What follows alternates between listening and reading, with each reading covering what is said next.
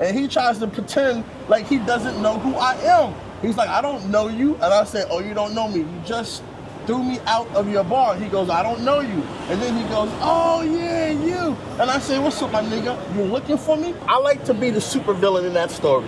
He's the hero, I'm the supervillain, okay? I'm the bad guy. I'm the Joker, he's Batman, whatever. No, he's not Batman. I'm the Joker and he's Green Lantern or some shit, right? He's the Justice League. I'm the Joker, I'm the bad guy. I'm Lex Luthor, right? I'm the supervillain. That was his backup guy. That was his hit dog, you know what I'm saying? And we had to put that hit dog down. Ta-ta-ta. Showtime! What's up, world? It's your boss, Internationalzoe, here in Pattaya, Thailand. You already know who I'm with. Y'all seen him on this channel many a times before. The Mr. Travel Wolf in the building. What about that YouTube has Travel Wolves in the building? I guess, I mean, y'all know about him. Y'all know certain things about him. He's from New York. He's from Staten Island. Shaolin. Do you feel like you from the suburbs? Like, do you feel like a suburbs kid? Yeah, Staten Island is the suburbs. Okay. MTV, the 80s, rock and roll, pop culture, all that shit. Okay. Yeah. But we're here in Pattaya right now, right? Mm-hmm. And we're going to get right to we're going to work our way from current back, okay? Time travel. Yeah, so I want to talk about, recently you had an altercation? Nah. Nigga tried to swing on me. Oh, you had a situation. You had a situation in the Players Club, is that it's called? I had a whole ass encounter at the Players Lounge. Okay, the Players Lounge, right? Yeah. So, you expressed it to me, and you expressed it on your channel, but I felt like, you need maybe to get more ears and eyes on the event, and then we'll work our way back. Okay. So, briefly, express what happened from your perspective. Okay. That's all we can do. Okay. So, let me put this disclaimer out there. If someone asks you to leave their establishment, they have every right to do that, and you have every right to leave peacefully. But a big but. If they do it in a menacing, intimidating, and aggressive way and try to meet you with violence and swing on you, then that's a problem. That's a problem. And then again, we're gonna start from we're gonna go backwards, right? So, I'm at 808 now. I'm at 808 now meeting him because we got a whole bottle, all right? So, 30 minutes later, I'm at 808 meeting with him, and I'm chilling. And as always, it's pretty toasty in 808 sometimes, They don't pump the AC like that. And I have a place that I sit in the lobby that nobody can see me, but I can see everybody. It's my little post up spot, you know the spot. And as I'm sitting there, I see one of the girls from the Players Lounge that was at the bar doing the whole situation walk in, and she looks at me, and I just look at her. Didn't say nothing to her or anything. Didn't chase her, didn't even talk to her, just she kept on walking, goes in the bar. And I just thought that's kind of odd, right? Okay, no big deal. About 10 minutes later, I see the alleged owner. Now, I don't know if he's the owner. This is what he's proclaiming himself to me to be. The alleged owner of the Players Lounge walk in. And he don't see me, but I see him. And he's walking in really fast. He's walking in really fast like the girl called him and said, yo, that nigga's up here, he's fucking with me. And I wasn't doing that. So right away I said, well, maybe don't do nothing. I'm not gonna do nothing in the club. We don't do principal fights. I'm not gonna show my ass in the club. We're not gonna do any of that. Maybe he's really just here to party. I'll let it go. But here goes the thing. 2 minutes later, he's running back out. So I'm thinking he did the whole circle looking for me, didn't see me. Now he's going to maybe flex or the tunnel, like he's looking for me. So I said, oh, this nigga looking for me. So I get up, I walk behind him, I wait for him to get out of the club onto Walking Street, and I tap him on the shoulder, and he turns around. I say, what's up, nigga? You looking for me? And he tries to pretend like he doesn't know who I am. He's like, I don't know you. And I say, oh, you don't know me. You just threw me out of your bar. He goes, I don't know you. And then he goes, oh, yeah, you. And I say, what's up, my nigga? You looking for me? Because we not at your bar anymore. Why are you here? And he goes into this whole thing about how he lives here and blah, blah, blah. And I'm like, fuck that. And I put my hands in his face. What's up, my nigga? now you wanna see me? You was doing all that, you tried to swing on me, you was doing all that tough guy shit, you was standing up like this, or like you was, and I'm trying to get my change. What's up now, nigga? And he goes, oh, it's all these cameras around. So basically, long story short, when the nigga was confronted and he got punked, he folded up like a bitch, which is a problem for him because he's only gonna act out in front of women, and that's dangerous.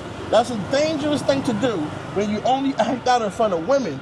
When it's private and you don't do shit, to me, that makes you a whole ass nigga. And so then, we went back and forth for like 15 minutes.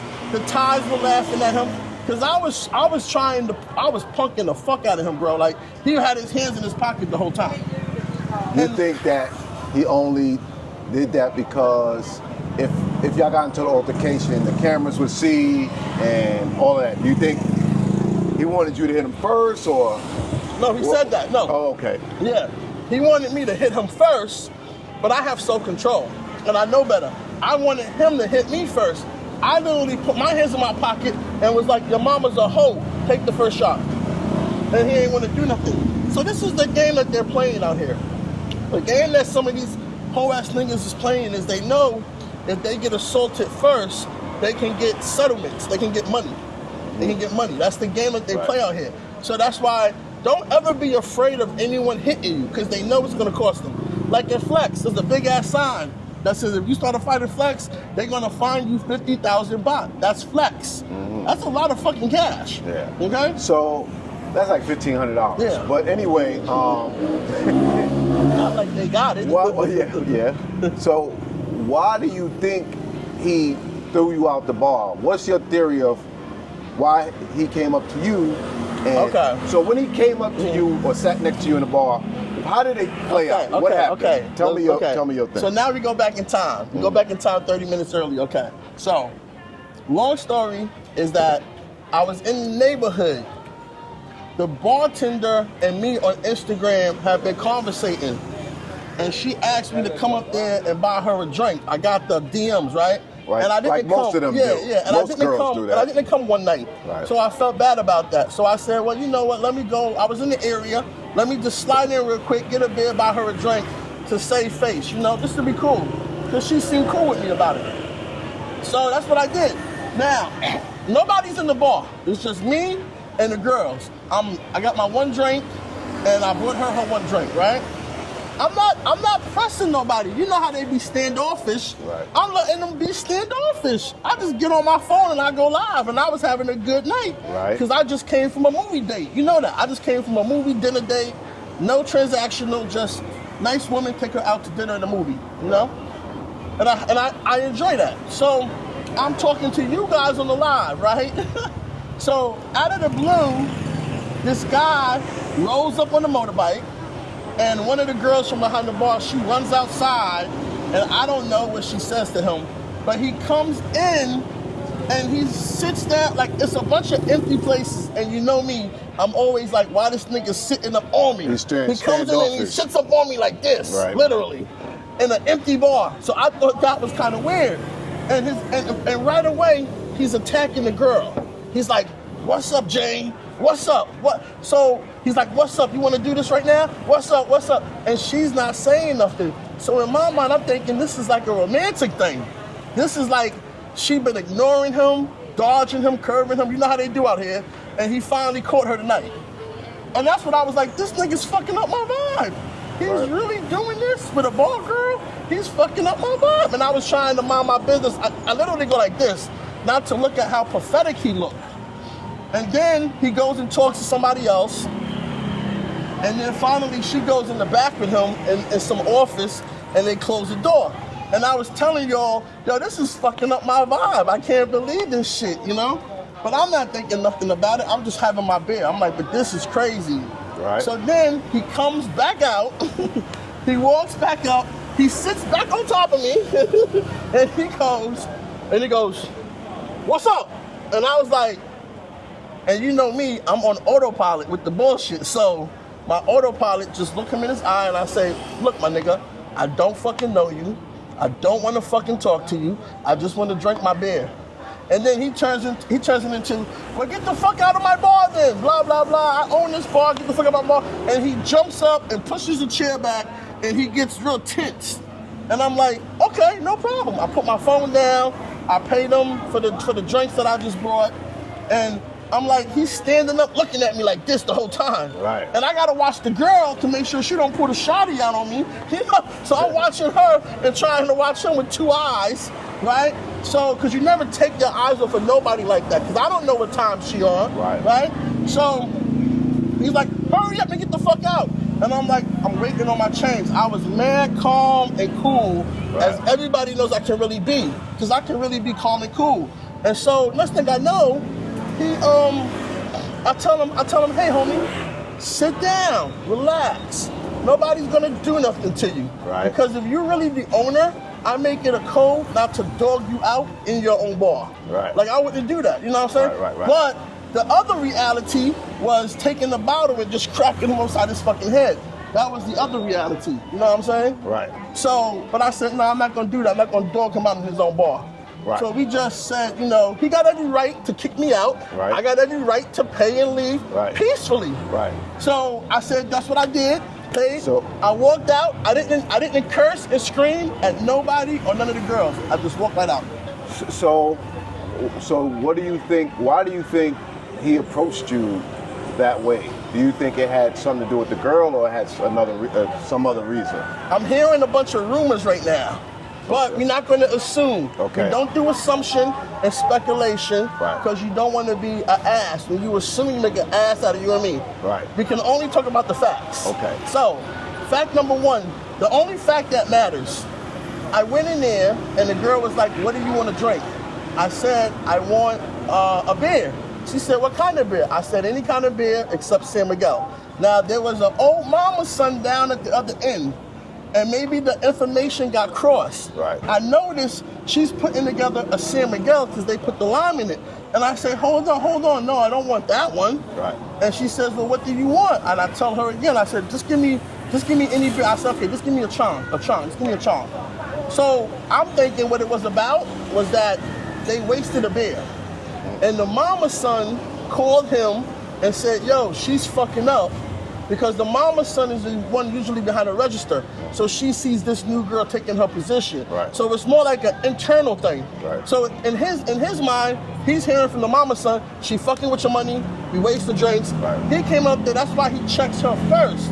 But instead of them just telling me, you gotta pay for this $2 beer, which I would have gladly did and gave it to a girl, they made it an internal thing, which brung him in, which then makes him think, I refuse to pay for the beer. Right. She could have told him that. Hey, he fucked up his order. He refusing to pay. Right. So that's what I think really happened. Okay. And that's what I think it really was about. Right. A $2 beer. Right. Which is easily rectified. Right. So out here in Pattaya in particular, you know, you've had quite a few back and forths with a few people. And people think that that you're very confrontational, and sometimes you say you are, but how did this start? And I know you said some things about a few people, or Starball, Richie Mac. Not true. That's not how it started. Well, I'm not saying you started it. I'm just saying these are people that you have had some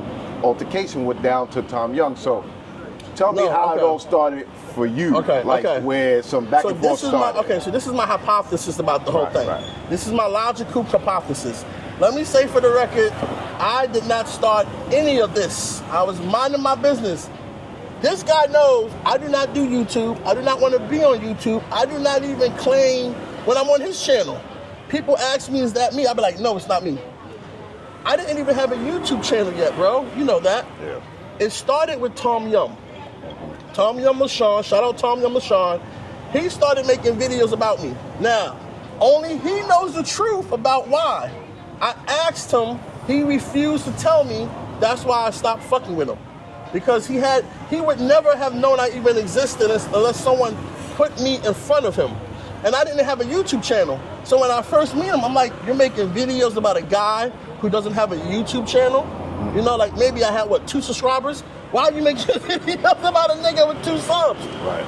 Now, I believe that this all started for some For some unknown reason, again, only these people know the answers, I believe Zoom to Thailand is the reason why Tom Young came after me. What people tend to do when they're weaker is they try to get a bigger adversary to start some type of conversation. And you know, Tom Young is like 8 feet tall. So they said, we can't go after him. We got to get somebody bigger. So they put Tom Young, and he knows this. Tom knows he was used because he told me so much, and that's why I asked him, well, who using you? Who used you? Because they figured that they would send him after me, and it would turn into a fight. But the funny thing is that how I met Tom was for like 2 or 3 days. He hadn't been running me down to fight like I thought he was, because I'm seeing him everywhere. He keeps walking up on me. I'm running. How am I? Tom will tell you, I'm running from the nigga. How am I confrontational? The first time I cursed him out, I was doing like a video, and I get to the end of the block, I edited it out and deleted it. I didn't even want to talk about, yeah, man, I just punked this nigga. I was trying to forget that even happened. Right. You know what I'm saying? So the 3 days, or 2 or 3 days he had been running me down was to apologize. Because whoever set him on me, he realized they were wrong about what they were saying. Right. When he saw another video I did, he was like, this dude ain't lying. Whatever they told him, he was apologizing for what he said. He was trying to get out in front of it, like, if I see it, I'm going to come at him. He wanted to let me know, I'm sorry for what I said. Because, you know. Well, Tom told me the reason why he first started talking about you, because he said that you was fooled by, he using you as an example of someone who was fooled by Richie Mack to come down here thinking that it was sweet and easy and that you was gonna find a Thai girl.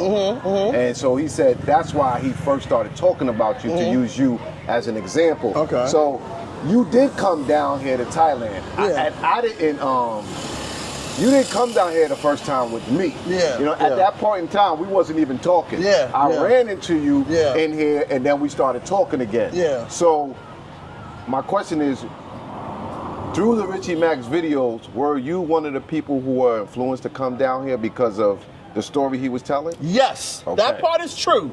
Okay. That part is true. Tom's not all the way wrong about that. Okay. So, but why make videos about me? I'm not the only one influenced by that cult mentality. I was the only one to finally say, like Travel Time Report had the courage to do, like, you know, I was just saying that this is bullshit.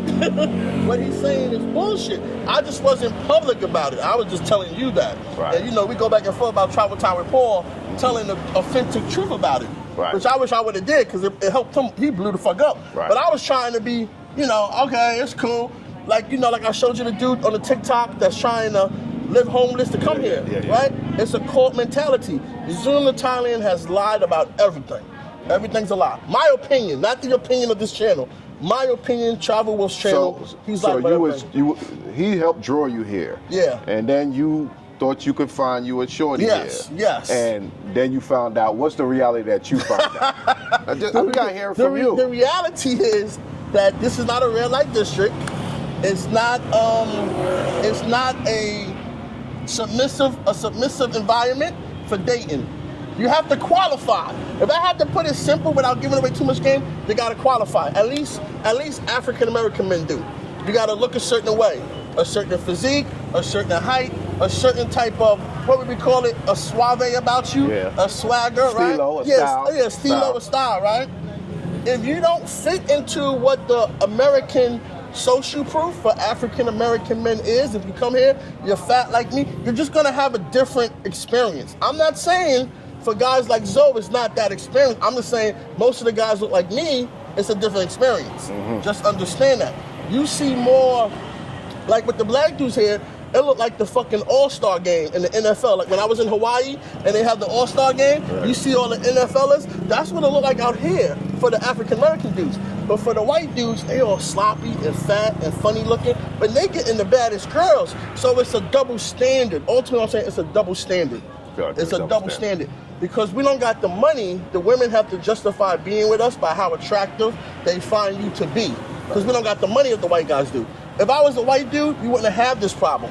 Wouldn't have this problem at all. In your opinion, you could be just the same way, but if you was white, you could still get the baddest. Yeah, exactly.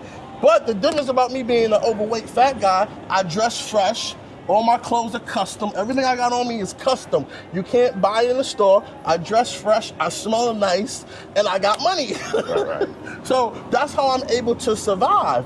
But I mean, well, I should say have my little wins. Right. But the way he painted it out to be was like you show up and it's like the Beatles. Ah! And it is like the Beatles until this nigga walk out behind me. When I walk out, they're like, where they at? Where the Beatles? And then I'm like, I'm here. And they're like, no, not you, the other one. And then they go, ah! No. So this guy's funny. So also somewhere down the line, you got into it with somebody who's not even here anymore, though we don't see him, Star Bull, and you and him had like a vicious back and forth. Okay. You know what I mean? That was like your most. Let's talk about that. Okay, so I like to be the supervillain in that story. He's the hero, I'm the supervillain. Okay, I'm the bad guy. I'm the Joker. He's Batman. Whatever. No, he's not Batman. I'm the Joker, and he's Green Lantern or some shit, right? He's the Justice League. I'm the Joker. I'm the bad guy. I'm Lex Luthor, right? I'm the supervillain. Okay. Now I have a good authority for someone who's helped me out a lot. Shout out LA Gang. That Zuma Thailand and Star Bull are friends. They know each other. The same way that Players Lounge owner is friends. He has these little secret relationships with people that you don't know about. They don't see each other publicly. You don't know, but they're friends. I have a good authority, and we've been able to prove that. Again, this is my hypothesis. So when Tom Young flunked out, Zuma Thailand went to Star Bull. That was his backup guy. That was his hit dog. You know what I'm saying? And we had to put that hit dog down. Ta. You know, so that's the end of that. That's really what that was all about. Mm-hmm. Because again, the only logical thing, and this makes even less sense, is that Jason Rivera was jealous of me hanging out with Tom Young. Because I wasn't really hanging out with Tom Young. I was really around him hoping that Tom Young would say, yo, this nigga here, come and see what his blood is like. Come and see what his blood pressure like. You know how a nigga like talking shit and you let a nigga hang out with you, you gonna call a nigga that, you know, and say, hey, and he be standing like, you nigga gonna bitch out and he gonna fight. Right. That's what I was trying to get going. Right. But Tom Young never called him. So that's what I was really doing. So if the nigga was jealous about it, that's not logical to me. That's illogical. So I could, and then LA Gang, he helped me put them all in a room together with Big Boss and Zuma Thailand and Jason Rivera all on the same panel. So they know each other. They know each other. That's enough for me. That's enough for me in any street court to justify anything. You know what I'm saying? That's not me. That's not, and this was like 2 years ago. This was a 2-year-old panel. So shout out LA Gang. So that's when I was like, I see what's going on. I see what's going on now, you know? So, but we put him down. You know, he's washed up. And then shout out BMT. I owe BMT a drink. He don't want it though. I saw BMT and said, yo, I owe you a drink. He just kept on walking and said, what's up, brother? So he don't want the drink. He don't want the fade. But shout out BMT for putting that boy in his place. You had some words for BMT at one time. No, I didn't. Okay. Again. Okay. These are people standing up for Zuma Thailand. BMT was standing up for Zoom. Okay. Tom Young was going at BMT and the BMT boys. I'm with Tom, and I was trying to talk about Zoom, and then BMT's like, mind your fucking business, fat boy, blah, blah, blah, blah, blah. Mm-hmm. That's where that came from. Again, all these people are trying to protect one nigga who talk about giving fades to somebody, but he don't want to make no fade appointment himself with me right here. You see what I'm saying? So BMT was just a lot of these people are being used. They collateral damage. So BMT got into it, but you know, I told you, thanks to him handling that boy, Jason Rivera, I said, I can't be mad at this nigga. He want a fade, I gotta give him one. He want a drink. Like, I appreciate that. I respect that. I respect that. You know? Because I couldn't catch him, but someone else did. Right. So that nigga's my friend right now. As far as I'm concerned, I'd be like, this would be a team. What's up, and we can go fight, and then we're gonna be cool, right? Okay, let's go, yo. It's over. Okay. That's my nigga. So, at this point in time, besides this last incident, most of your whatever altercations are pretty much settled, right? Everything's, I mean, what are they going to do? Nobody Yeah. wants to fight. They don't really want to fight. They just want to show off in front of people. I mean, you know, everybody that I had something with, I showed up, we talked. Right. I realized I can't fault them. They being used. Listen, now I'm hearing that the Players Lounge owner thing was maybe from Zuna, Thailand, but he's being used. I can't be upset with people who are going to let themselves be used. It goes against my code because they're being lied to. They're being told how do you say? A battery's being put in their back. They're being lied. They're only being told a third of the story. Right. They're not told that I sell clothes for big and tall men. Right. They're not told that I travel. They're not told that I support black-owned businesses. They're not told that. They're told, I don't like this guy. Go do something. Honestly, you brought me to the Players Lounge. Yeah. I mean, a few times because I don't really go by there. Yeah, But yeah. that you always like, let's stop by there. let's And stop I by know there, the reason why you always wanted to stop by there because they're black owned. Yeah. You know, so that I felt that ironic because Yeah. if it wasn't for him, I wouldn't hardly ever go by there. Like I went by there one time and I wasn't impressed. So it was never on my list of places to go by. But any other additional time I went with him, which was like a week ago or something. Yeah, like 2 weeks ago. We stopped in there for a few minutes. Yeah. Okay. So you know how I get down. You know what I'm saying? Even right now, some people were like, we gonna boycott it. We ain't gonna. I said, no, don't do that. We're not doing that. We're not doing it. Right. That's some sucker shit. We're not doing that. There's nothing wrong with the business. The owner's an asshole. Those are two different things. And like I said, I'm good with it. I caught him by himself. I said, what you want to do to me now? He ain't want to do anything, so I'm good with it. Right. If he shows up in my face, I'm going to play the same game he's playing. Who are you? I don't know you. I'm going to play that same game with him. I don't know him no more. Right. It's out of my mind. I'm good with it. We had like 15 minutes to fight. He had mad time to swing on me. I think he had a knife. He had mad times to stab me. He didn't do shit. He's worrying about cameras and bullshit. Like, bro, how you know I'm even going to sue you? How you know you're going to press charges? You're worrying about stuff that hasn't even happened yet. We are right here, right now. Right. So you don't want to do shit? I'm good. All right. But if I see him again, I'm gonna suspect that he's stalking me. Right. Well, let me tell you this. Unexpectedly, Tom Young spoke to Majubar, and they want to do a meet and greet for you on the 19th of this month. Because they don't like the way you was treated. Oh, okay. Okay, I can do that. So do you accept that invitation? Yeah, why not? I mean, I do a meet and greet, you know? Yeah. I do a meet and greet. I'm not against it. Listen, you know me, I got nothing against Tom, really. You know, it's just all these things collide because of manipulation and lies. That's the problem. And everyone know, you can't really stop me. You can't hold me back. I don't know why they be thinking that I be influencing him. I tried to be a positive influence on him. This guy. Listen, first off, I don't fight in bars. That's what I don't do. I go outside. Now, people want to say you was holding me back about Tom. I wasn't acting crazy. I gave niggas my shit to hold and was trying to go outside. You wouldn't have let me go outside. What I'm going to do? I'm going to push Zoe out the way? And I'm not going to do nothing crazy like that because I'm already amped up. So I might push him too hard and he gets hurt. So, you know, I was trying and I was calm. I wasn't yelling in the bar. Matter of fact, Tom saw me outside and I stopped. And I put my shit up, and then you came running out like, stop. That was funny. And I was like, okay, I'm gonna leave. You know? All right. So let's end this on a good note. You know what I'm saying? I want you. You talk about some of these issues on your channel, but your channel is not large enough yet for it to reach the audience that it needs to reach. That's why I told you to come on my channel and do it. I told them. So lastly, let's talk about the Winning Circle, your clothing line that you are specifically starting, and you want to help big guys. Yeah, I want to help big boys look fresh. Everybody else, but tell them about that, what inspired that, and let's end it on a good note. So for years, as you know, when you first met me, I thought I was fresh to death. I thought I was a shizzy, right? You know, I had my little boater shoes on. That was the only good thing. And then I had the clothes I brought from the big and tall slops, the XXL, the $300 polos, all that shit. That just, to me, they didn't look sloppy, but now looking back, they were really sloppy. And I remember hearing about coming to Thailand and doing some things with tailoring. And when I got here, I said, let me go get some tailored clothes.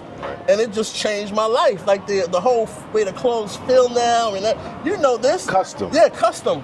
And I said to myself, I do so much business with the people that I do business with. They was like, if you have anything you want to do, we got you. So I said, well, I want to do this for other big men. And they said, we got you. And what they mean by that is that normally I had to buy like 7, 12 shirts. I don't got to do that no more. I can get one, which means you can get one just through me. You can't go to them. If you go to them, they're going to sell you like 20 shirts. But you can get one polo through me. Right. That's the thing that I organized for you guys, to look fresh. If you a big boy, listen, the only thing that makes him and me even close with a chick is I dress nice. So she be like, and then, you know, she might say this nigga, she might say me, but if you don't even dress nice, you're not gonna get nowhere out here if you're a fat. So a lot of my success, a lot of reasons, you see women come up to me all the time, because I'm dressed nice. And that's what I wanted to do, was give the big boys a shot to compete with the because we not haters. I'm not a he know I never hate on him. He knows this. He will try to bag your jump though. He will try. He don't hate, but he'll cut you. I'll take a shot. He'll jig you. I'll take a shot. I'll take a shot. Oh, but we can't be haters, bro. We just gotta compete. So I can help you with the clothes. That's what the Winner's Circle's all about. Helping you compete out here with the clothes. We got a line for Colombia. So when you go to Colombia, we got different clothes you wear there, different clothes you wear in DR, different clothes you wear in Thailand, different clothes you wear in Brazil, and we got nighttime and daytime looks. So we got another subset of what you wear in the daytime and another subset of what you wear in the nighttime. So I'm all the way thorough with you. And let me say this real quick before I forget. If you want to come up to me and introduce yourself and say hi, if I don't see you in uniform, I'm not going to speak to you. So you want me to speak to you? You want me to dab? You want a handshake? You better be in uniform. You better have on a Winner's Circle polo shirt. End of discussion. I guess you ain't going to be talking to too many people. I guess you not. don't anyway. I guess not. Tell them where they can find it or where they could contact you. Well, right now you can just contact me on my YouTube channel. You can also just DM me. You got Instagram, right? Yeah, I got Instagram. Okay. You can contact me. The Winner's Circle Polo. Let me show you the Instagram. Hold on. Okay. You can contact me on the Instagram. It's probably the best way, because we're doing the site again. We're redoing the site right now, because I got so many freaking clothes together. We're redoing the site. It's called the Instagram is called the Winner's Circle Polo Shirt. Let me give you the QR code. Hold on a minute. I'll put it on the screen. Don't worry about it. This is where you can get me at. The Winner's Circle Polo Shirt. That's the Instagram, and you know you can also just the Cashapp or the PayPal and just put your email address in there. But if you want to talk to me one-on-one, that's the best way right now, because the website we redoing everything, because I had to make some changes. I'm still waiting for mine, but I guess you got to take care of the big boys first. Boys first. Before you try to impress me. Big boys first. To change up who I rock my polos with, all right? We gonna make him a customer soon. No, I'm gonna be an ambassador. An ambassador, okay, an ambassador, Okay. an ambassador. All right, now. So now y'all hear it from the horse's mouth. Mm-hmm. Oh, okay. Peace, peace. Yeah. Peace. All right. Are you not entertained? Are you not entertained? Stop by Module Bar October 19th and try out the Fat Punch.